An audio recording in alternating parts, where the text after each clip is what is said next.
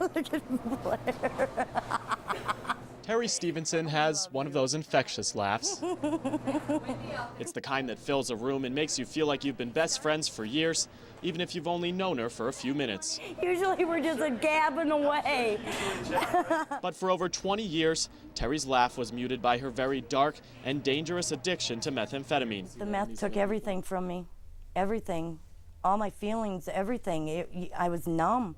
The scars on her arms are constant reminders of a time when getting high was the only thing that mattered. It starts out being, you're doing it with your friends, and it's fun. Terry began using meth when she was 22 and didn't stop until she was 45. And half the time I was kind of hoping, God, why don't you just take me off the face of this earth? Because why am I even here?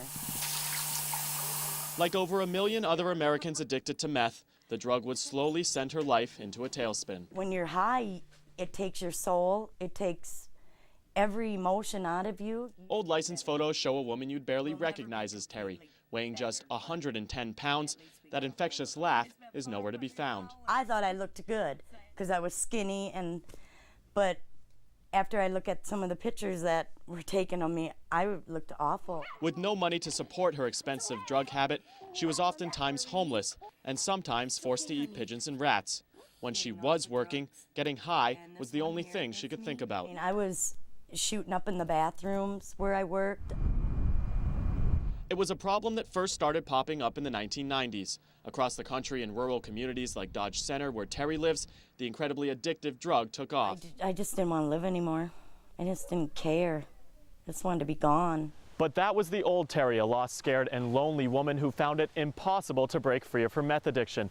All of that changed, though, when she was arrested and sent here to the Dodge County Drug Court. Terry's a perfect example of that people can change. They can overcome all the problems that life has dealt them, all the betrayals that the system has dealt to them. Instead of simply sending users off to prison, Drug Court gives people a chance to recover and start over.